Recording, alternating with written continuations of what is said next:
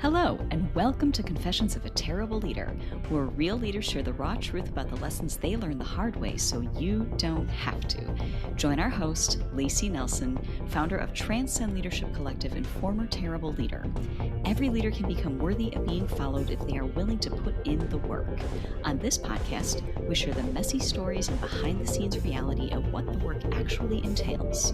We welcome you to this community of revolutionary leaders who believe honest communication, healthy conflict, and building cultures of acceptance, respect, and trust are not only possible, but non-negotiable for cultivating world-class teams.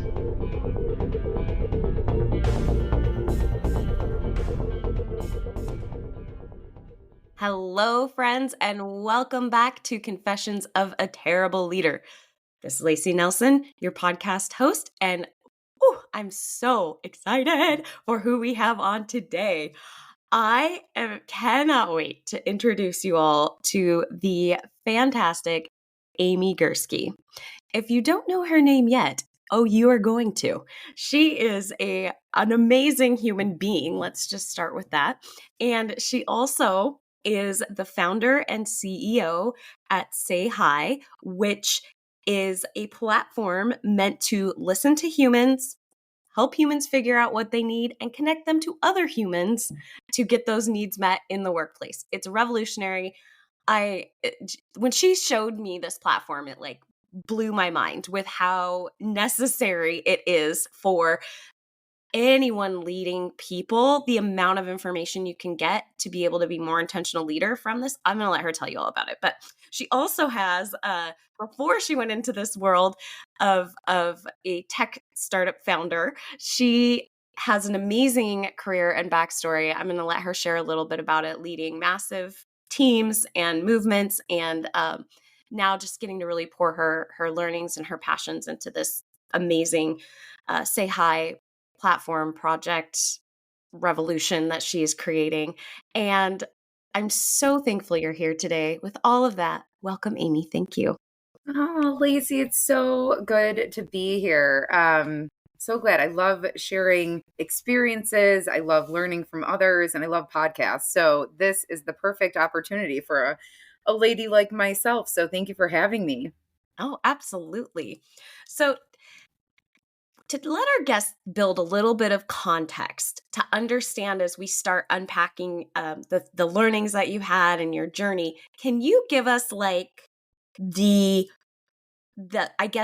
Cliff's Notes? Do people still use those? Version. The Wikipedia version, the short version of your just your career and your trajectory, so they can get a feeling for the waters you've swam in. Yeah, there's been a lot of water, a lot of swimming. It's weird to talk about my career because so many people say, I'm going to go to college and I'm going to do this, and they get that job and then they follow this traditional path. And mine was completely untraditional. Any job that I ever took didn't exist before I took it, all the way from an internship when I walked into the wrong info session in college. So as much as I would say that I had this architect plan of where my life was going to go and what was going to happen, all of it has just been, honestly, I don't believe in them, but coincidence, and being in the right place at the right time, and being willing to ask for what I need. So I started off interning for a company. Like I said, I walked in the wrong info session and then ended up finishing college a year early and didn't know I was, and didn't have a backup plan because, again, no perfectly architectured plan. And the company that I had created an internship for said, "Why don't you come over and work for us?" And I ended up staying at that company for 17 years and had pursued some other education while I was there. And there was a perfect role that came available in the organization. I said to my boss, "Oh gosh, this is the best job for me. It's right up my alley. I really want to do this." And he looked at me and said, "It is your perfect job. I can't let you take it. You're a top producer or only global consultant, and I can't let you take it." And I ended up leaving that company after 17 years that I thought I was going to retire with, and went to a very large organization, led another team there, and was constantly told no when I asked for the things that I needed, and had to create loopholes for my team to get what I needed through the organization. And I just thought to myself, like, there has to be a better way. Yeah. So just again, job after job that didn't exist that you Mhm. go into because there's a need and you just figure it out and move forward. And all along the way, like learning to be a leader. And I know this is about like, all the mistakes we made. And for all you listeners out there, I joked with Layci, like, which one? I mean, I'm like, I got a bag, like I got like Santa Claus size bag of like things I could talk about. So like, where are we going to go with this? But it's always, as we go through this conversation, one thing I want to focus on is, these quote unquote failures or mistakes or, Mhm. things that we do, they all get us to where we are now. Mhm. And one of the biggest lessons for me is recognizing it's just in the daily steps we take and then the Mhm. bigger picture forms. So I actually love talking about this stuff because I have no shame in admitting where I'm at fault because it's allowed me to learn the things that got me to where I am today. Oh, excellent. So I want to back up just a little bit and ask, when you were like, what size of teams have you been a part of? Have you overseen? So people can get some idea of like just the scope of the amount of details you're tracking at all times. Yeah, it's honestly varied. The largest team I directly managed was 74 people. That's a lot. Um, and then if you consider the subordinates underneath those people, it was about 650. So running a Mm, very large division, professional services, solution architecture. Um, that was the largest reporting capacity, and it was a global team. So mhm, that makes it really hard to stay connected and make sure that you are available. And that team scaled extremely quick. mm, So staying in touch with and making sure that people are heard was really a struggle when the team got that big and being able to influence, people that weren't necessarily directly reporting to me, but maybe were reporting to someone who was reporting to me, who was reporting to me. Like right, when you start right. getting that lineage into place, that gets tricky. All the way down to just not leading teams and leading cross functional teams. So not Mhm, having direct power or authority over these people. Like I like to say in my consulting days, they're like, you had all this power over these global companies. No, I didn't. Like none of them reported to me. I couldn't tell them to right. do anything. So I have my experience, which I'm appreciative for both, is leading teams that you have absolutely no power over, right? Like Mhm, authority, I guess you could say, but having influence to having a team where people want to perform for you because you are their manager. Maybe they do, maybe they don't. right. But you are their direct manager. You have a bit more of a say, but bringing in that influence and getting people to do and go in the same direction. Honestly, the challenge was the same whether they were reporting to me or not. So, yeah. Wow. What did you learn about how to garner influence? I mean, that's such a key skill. What Yeah. if you're reflecting on it, like, were you always the same level of effective at building influence, or did you have to like build a set of skills underneath that umbrella skill? How did that journey work for you? Oh, there was definitely umbrellas, ladders, rungs, rain jackets. Like there was a lot going into that. At first it was frustrating, right? Like I'm making these recommendations, like I'm streamlining this process, I'm implementing this cool technology. Like, why isn't everybody doing it? It's going to save them so much time and money. Like, Mhm. I don't get it. And that's what actually took me from my undergrad in engineering, which was my background, which was supply chain consulting and engineering, to starting to study humans. Mhm. Um, what I learned was I was a terrible listener. I had so Mm. many great ideas. Someone would say, like, well, and I use this carbon copy paper to, now I'm going to date myself, this carbon copy paper for accounts payable. And I'm going to hand this copy to Susie and I'm going to keep this copy for Doug and I'm going to file this one in my folder. And I'm like, why don't you just email it? Why don't you scan it? Like, why do we have three paper copies? Like, just Yeah. the ability to listen instead of questioning everything off the bat, listen to Mhm. gain a full rounded context before Mhm. responding. Um, Oftentimes in business, people want leaders to talk. They want them to quote unquote lead, which somehow is characterized as speaking more and sharing more and telling people what to do. And what I learned as a part of that umbrella is the better I can listen and try to identify my own bias while listening to remove them, but genuinely listen to what someone is saying and ask good questions Mhm. instead of going straight to a solution. That took many years because not only as a female, but as a doer. I want to get things done. And I'm like, if I can see the quickest path, like I want to tell you what it is. But what influence tells us is we got to get this person to understand their own path and why they're going there if we expect them to go on it. Because just telling someone to do something doesn't work. But Right. having them get their own journey as to how it relates to them and how it will impact them, then Mhm. they're bought in, which honestly, like I said, has less to do with talking and more to do with listening. Hey, I see so many of the things that you're speaking to reflected in SayHii and like you're learning. Tell us a little bit more about SayHii because I think it's so relevant to listening and and this beautiful platform you're creating. Obviously, that's had major your story has led to this beautiful creation. Tell us a little bit more about it. Like what is SayHii? What is this platform? Who would use it? Why would they use Yeah. it? Yeah, man. Okay. I'm really good at talking about how I fail, but here we go talking about some success. Yeah, no, Say Hi was built on, it was built because I fell through the cracks and I fell through multiple cracks and I saw other people falling through cracks. So when I started Say Hi, it was really with the purpose and vision of preventing people from falling through the cracks, whether it be imposter syndrome, I can't pay my rent, I've got this innovative idea, someone, I need someone to listen to I don't trust my manager, whatever it may be. There's all sorts of cracks and we can often feel very isolated when we have a problem and we don't know how to fix it. And it can cause frustration and disengagement and all of that. So there's these cracks, right, that I fell through that other people are falling through. And what arose was at the time at my last organization is we needed to do a better job listening as these teams scaled. I couldn't properly listen to every single human and determine what they needed. So what I decided to do was build Say Hi, which is mainly meant to listen and diagnose the needs of every single human. And then we give them an action plan or we activate them every single month to connect them to someone in their organization to tee up a conversation that they're telling us they need to talk about. Well, giving them a skill to work on. So something actionable that you can do in that moment based on what your need is, and giving them their vitals. So stress, capacity, and work-life balance, because they really own those. Yeah.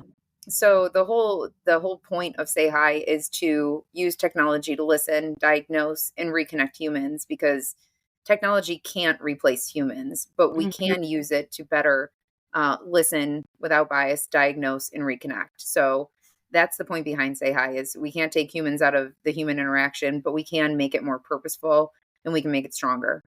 I love it. I was just honestly thinking yesterday, listening to probably, I don't know, NPR, driving somewhere, and Right? I had was just hearing about the stress about AI and what the careers that AI could potentially replace or people in the workplace and having this, not original thought, but this reminder of exactly like technology can never replace the human experience. It Mm, cannot replace humans, but it can be leveraged to help us be better humans. And I know that, I mean, Say Hi uses AI, right? Like it's a smart yeah. platform. And Yeah, yeah. So AI is used, and I completely agree with you. AI can be extremely terrifying, but it also does good, right? Like many things in this world, like can be seen as bad, also can be seen as good. The way that we are using Say Hi, I believe, is for good, which is we follow the journey of the individual. So the start of the AI process for Say Hi is really on the front end. We don't even know what question we're going to ask you until you answer your question that day. So the front end of Say Hi is driven by AI, essentially answering the question, what is the next question we need to send this person for Mhm. this unique individual? Because we have to follow the journey of the individual, which means we can't just have a static list of questions that we ask everybody, right? We have to be able to diagnose, and that line of questioning is very different for every human. So we use AI on the front end to say, like, hey, what's the next best question we need to ask this person? And then there's also components built throughout AI or built throughout Say Hi, like our networking algorithm. So Say Hi every single month is going to connect you with someone internal to the organization, whether it be your manager or somebody else. It is someone who can hear you. So with all of the data we're collecting by asking one question a day, because that's what we do. We say hi once a day is the first thing Mhm. that they see. We take all that information and we start connecting, and we create this network internally that never would have existed, especially within remote or hybrid work situations. So we're creating that sense of belonging by connecting people. Mm. That to me is a really good use of AI. Now, Mhm. people have asked me, like, why don't you create a chat bot that someone can talk to if they're having a rough day? No offense, that to me is dehumanizing everything about the human experience, which isn't what we believe in. We believe that Right. humans need humans. So Right. we use AI to better the platform, to provide better insights to humans, but we can't take away that human experience. It's just not going to happen. So people have said, like, oh, well, SayHii is like a virtual CHRO. No, it's not, because they're getting Mhm. real time data. Say, for instance, you make an organizational change today. You're like, oh my gosh, Amy is going to come on and be the new CEO of Transcend, and this is what's happening. You can immediately see how people are responding because it's real time data. Yeah. So the day you make the organization, you can see how people are feeling so that HR can go work with those teams that are struggling, because we can even pinpoint what those teams are struggling with. So Mhm. now we're just giving HR more of a purpose of what they were really there for, which is creating that and embracing that human connection and, enhancing it throughout the organization. We're just giving them direction of where they need to focus their efforts so that they can better show Mhm. up for the teams they're supporting. What a beautiful tool. Oh my god. I'm so happy that this exists in the world.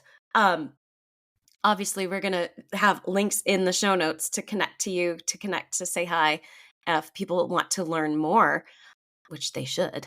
My so this it's really great, a great example. Like this is just, and you said like I'm a doer. Clearly, you weren't having a need met. So hey, I'm just gonna become a female tech startup founder and build a whole company that just and platform that just meets this need because it's not being met. So Like I mentioned, none of my jobs ever existed before I took them. So here we are yet again. And I do yeah. like the story of how Say Hi even started, because it is a fluke. And I think it goes back to my original message of like really staying staying present, being in the moment, because we all know what we need and what is best for us. And sometimes we need help diagnosing it, right? Like sometimes I Mhm. can't tell that my stress is higher than what it is, which is why Say Hi helps diagnose that. But we all have these gut instincts. And when we get quiet enough, that's the journey that I've been following, is following these gut instincts and making sure that they are, in alignment with who I am, and all of that. But when I left my last company, I had started a consultancy that I called Hi, Human Integrated Insights, and the only domain available was Say Hi. And then 6 months later, it turned into me launching this company. So, one of my lessons and one of my blessings has just been staying in the moment and really Mhm. gut checking, like, what is in alignment for me right now? Mhm. Because the best things come from that. But when we try to ignore them, or push them to the side, it ends up going sideways anyway. So, Yes. yeah. Can you oh, so you learned this that like most of us do, like the hard way, right? Not being in alignment. Typically, when you're as committed to alignment as you are, we've gotten there the rough path by doing completely the opposite. So, can you unpack? Are you willing to unpack for us what it looked like for you to not be in alignment and how you realized, oh my gosh, I have to do something about this? I'm not okay. 100%. And we're going to get real, Lacey. We're going to get real, Oh, real. please.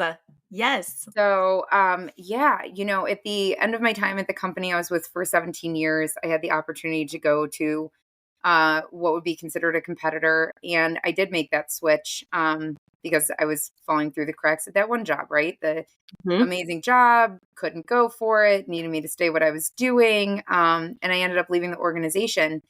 And at that moment I was working on mindfulness, right? Like I was working on meditation and making sure that I'm in alignment, beginning part of my journey. Everything still felt very electric. People say like, "Oh, when I meditate, like everything disappears and I like float into like the nether and then I return to my body when like the chime rings." That was not my experience. I had to learn to be calm and learn that the process of meditation is literally just bringing yourself back over and over and over again, because everybody's brains will wander. But I made this decision to go to this very large organization, which when I had accepted the job offer, they said it was I could stay remote and stay in upstate New York. I said, okay, well that really works for me because I'm pretty settled in my routine. And then they came back and said, we actually need you to move to Boston. And I did not want to move to Boston. And everything in my stomach said, like, don't move to Boston. But it was this job, right? With like this company, like that company, like everybody Mhm. wanted that company on their resume, right? Like, Mhm. I've come to know that now as external referral. I am what my job is. I am how much money I make. I am what you think of me. Part of my learnings has definitely shifted from that to, really being in alignment with myself. But I made the decision to move to Boston against literally every gut instinct I had. Um, and what transpired from that is ended up being a relapse. I'm in recovery. I wasn't drinking. I ended up moving to Boston, getting away from a program that really worked for me. And I ended up relapsing and ended up putting myself into treatment while at this organization, which was the biggest blessing for me. So I know it all happened exactly as it was supposed to. Mhm. Um, but the move that I made, I knew in my gut it was not the right move and I still made it. And so I had to pay the consequences and I paid them and I wouldn't change anything that happened or why it happened. After that, I ended up going back to work and same company. And I was able to send a bunch of kids to treatment Mm. because it was very open that I struggle with this. And this was something that I was doing different. And then all these kids started coming up and it spoke to me about the vulnerability of, why. And you and I have talked personally about me even questioning, being 6 months into this role of moving to Boston, saying like, this is not the place for me. I made the Right. wrong decision. This was a mistake. I shouldn't have taken this job because I was facing all those personal things, right? Those Yeah. personal struggles. And I didn't feel like I fit in. And I remember calling the woman that I was working with at the time, and she said, can you believe that the moment that you made that decision, that it was the right decision and that you're exactly where you need to be? You may not be able to see the reason now, but you are Mm. exactly where you need to be. And there is this very specific reason why you are there. And it obviously wouldn't have been the picture that you write in storybooks home, but it got me to a place where I knew that I needed to make a change. I made that change. And then that vulnerability showed up in, potentially save someone's life. Oh, And I yeah. continue to spread that because there is such a stigma and like, no, we're not all bad people out there doing crazy things. Um, but we all get these chances to restart life, whether it's losing someone or realizing we're not proud of something in our life or that something is just owning us versus, us owning our own destiny. So, Mm. um, like I said, it sounds messy and it's like something that most people wouldn't share. But it is Yeah. something that is so important to me because although it seemed like catastrophic at the time, it ended up Mhm. being the biggest blessing. And one of the only reasons why I was able to truly find my alignment was by getting myself into a situation that didn't go the way that I thought it was going to go. Totally felt like I made a mistake, right? Like I Mhm. messed up. And the truth was, I didn't mess up. I was exactly where I needed to be and was able to impact and change lives while there. So, yeah. Yeah. Thank you for sharing that with our listeners. That is such a achingly beautiful story. The beauty from the ashes of what probably felt like your life falling apart with relapse and Right. yeah, and then recognizing the recognizing it first and checking yourself into rehab, getting the help that you needed, and then being open and vulnerable about that. 'Cause Right. I'm sure you didn't have to be. You could have completely kept it confidential and Right. hidden, but you chose not to. That's powerful. And then you had this massive impact. When you say all these kids, was that like people in the company coming to you Yeah. saying, I'm in the same boat. Like, I I need help. literally had a kid come into my office with a gym bag and he dumped it over with like 45 pill containers that were not his of Adderall. Mhm. And he's like, you're in recovery. I don't know what to do. Mm. And so what that vulnerability allowed was like the following year of kids workers, I shouldn't say kids, but I did feel very old. But people coming in and bringing their problems, like telling me what they need, and then me being the conduit to help find support. And when I made the decision to leave the company, I remember I got a call from the HR woman, and she said, "This is the last thing we want, but this is exactly what you need." She's like, Mm. we need to figure out how we can create an environment where people can feel heard and that know they're going to find solutions." And then, a year later, SayHii was born. And it was Mm. all because of being present in the moment and listening. And I was like, that is a problem. You're right. Like, the reason I can't get my work done is because people are coming in trying to talk to me about things. And I'm like, I can't get my work done, but like, I need to listen to you. So, like, there's got to be a better way. How can we And do so that? I think some of the most beautiful beginnings start from when things fall apart. I mean, there's actually a book written about it. So, I mean, obviously, if there's a book, it's got to be real. I'm totally kidding. But it's true. And by being present and being in the moment and listening, I'm like, this is a need. If there's a Mhm. need, then we need to come up with a solution. Right. But we Right. have to put the ownership back on the individual to own their own stuff, because organizations can't change your stress level and can't change your work life balance. Mhm. They can offer solutions and stuff like that, but until they know what you need, they can't address it. So, yeah, that's how SayHi was born. Oh my gosh, what a beautiful story. Thank you. So, this is a question that we ask all of our listeners, and that is, what would you, if you could go back in time and tell younger Amy something, knowing that, taking, into account, like you've already said, I was exactly where I needed to be. What would you tell her that you wish she would have known earlier? It sounds so simple to say, because, like, knowing little Amy, she wouldn't take my advice anyway, but I'm going to give it to her regardless. Like, let's be completely honest. Um, I would tell her to use her voice. Um, Mm. the first, I don't know, maybe 12 years of my career, maybe 13, I assumed I was the dumbest person in the room, that I had nothing to Mm. add, that I had nothing to say, that the thought that I had, everybody else was thinking. And so I never raised my hand. I would tell her to raise her hand, which sounds counter to what I said earlier, which is one of the biggest things that I had to learn was how to listen. So now I'm telling little Amy to talk. Well, I'm also saying, like, yeah, we got to learn to listen. I would say it was honestly harder for me to learn how to use my voice, um, to set boundaries, to ask for what I need, but be relentless. Um, Mm. if I did ask for what I need and heard no, I stopped. Like, Mm. that was the end. And instead, I would tell little Amy, follow that gut, like, keep using your voice. If there's a reason why your stomach or your brain or whatever is telling you to say it, Right. like, say it with passion, and don't let it go. Um, so that's what I would tell little Amy, like, raise your hand, use your Yeah. voice, and don't let it go. Oh, I love that.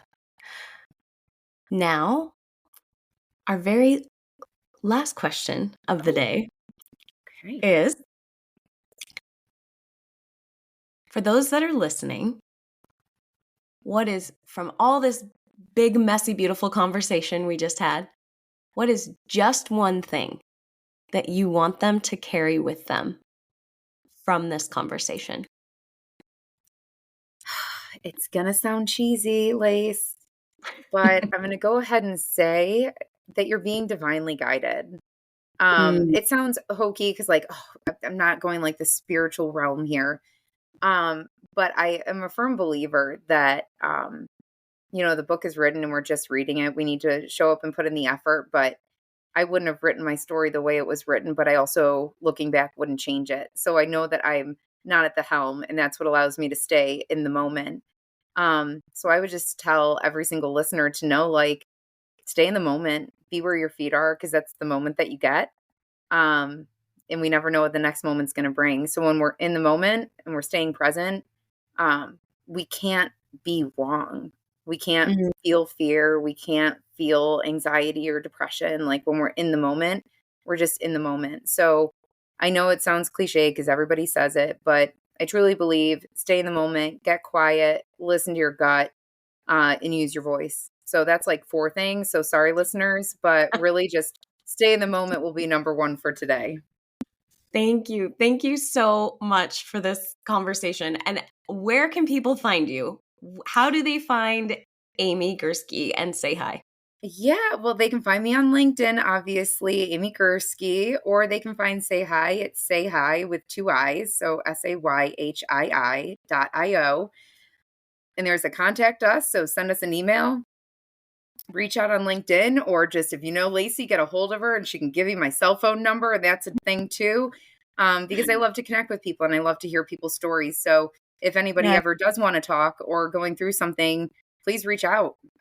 Whether it's because you're interested in SayHii or just want to have a conversation, like please reach out. Yes. There's, we can always add to our community, and I would love to chat and speak with anybody who wants to. Thank you so much. And I will say from experience, Amy means this. This isn't just something nice and fluffy she's saying for the podcast to make herself look approachable. She genuinely means it. And she is probably one of the most approachable, and not only approachable, like if you let Amy know what you're working on, she is a human conduit. She is like a human piece of copper. And she will go, oh my gosh, let me connect you to here, here, here, here. And just so generously, the amount of generosity with which you share your influence and your professional network that you have built over your career is breathtaking. And I aspire to be like you. So just one more reason that you need to reach out and connect with Amy. So, well, thank you. I honestly can say the same. I love when genuine people come into my orbit, and you are one of them. And I'm so grateful that you have me on today. And I look forward to a lifelong friendship, Layci. You're unfortunately stuck with me too. So I love it. And any listener that wants to join the train, we're ready for it. Absolutely. Absolutely. Well, thank you so much for making time today. Thank you, listeners. I have no doubt you took some super valuable nuggets from this one. I look forward to connecting with you again soon. And until next time, go manage like a leader. Thanks for being part of this community of revolutionary leaders who believe honest communication, healthy conflict, and building cultures of acceptance, respect, and trust are not only possible, but non-negotiable for cultivating world-class teams. If one-to-one coaching, engaging workshops, or strategic planning that is actually useful are anything that interests you, make sure to head over to www.transcendleadershipcollective.com to check out our free resources. Confessions of a Terrible Leader is hosted by Layci Nelson and produced by Mary Scott. Music is by Leif Olson and Mary Scott from the band The Number of Months. Thank you so much for listening. Don't forget to like and subscribe. And until next time, go manage like a leader.